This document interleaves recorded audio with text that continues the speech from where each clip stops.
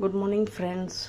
ரொம்ப தேங்க்ஸ். எனக்கு நேற்று வந்து மோட்டிவேட் பண்ணதுக்கு. எனக்கு எடிட்டிங் தெரியாது, பட் ஓரளவுக்கு எடிட்டிங் பண்ணி வச்சுருக்கேன். இன்றைக்கி காலையில் வந்து என்ன சமையல்னாக்கா, இந்த பக்கம் வந்து கார சட்னியும், இந்த பக்கம் வந்து பூண்டு குழம்பும்.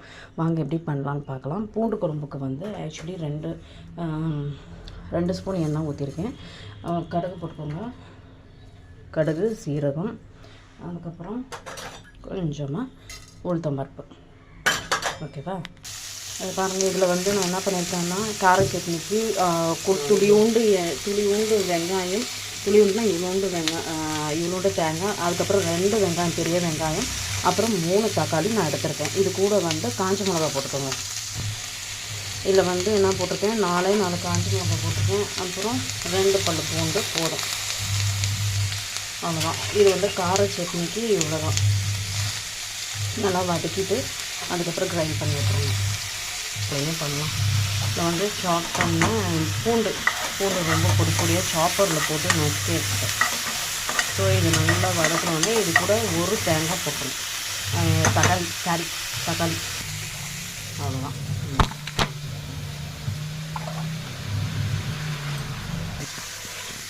இதில் வந்து ஒரு தக்காளி போட்டிருக்கேன். இப்போ இதில் வந்து தூளெல்லாம் ஆட் பண்ணிக்கலாம். இதில் வந்து கொஞ்சோண்டு மஞ்சள் தூள், அதுக்கப்புறம் ஒரு ஸ்பூனு உப்பு, இத்தினோண்டு தான் உப்பு, அரை ஸ்பூன் உப்பு, அப்புறம் 1 ஸ்பூனு மிளகாத்தூள் போட்டு நல்லா சாட்டே பண்ணி விட்டுருணும். ஃப்ரெண்ட்ஸ், இது இப்படி போட்டு இதை நல்லா இது பண்ணி விட்டோன்னா எல்லாம் சேர்ந்து கூடி வரும். உங்களுக்கு தொக்கானதுக்கு நான் உங்களுக்கு காட்டுறேன். ஓகேங்களா? இதெல்லாம் ஜோராக வைங்க. இப்போ அடுத்தது வந்து இதில் இட்லி ஊற்றி வைக்கணும். டிஃபனுக்கு இட்லி, கார சட்னி, அப்புறம் பூண்டு குழம்பு. இங்கே பாருங்கள் ஃப்ரெண்ட்ஸ், இன்றைக்கி டிஃபனுக்கு வந்து இட்லி, இது வந்து பூண்டு குழம்பு சொன்னேன் இல்லையா, அதுக்கு பூண்டு தொக்கு ரெடி ஆகிடுச்சு. இப்போ கேரட் பொரியல் செய்யலாம்.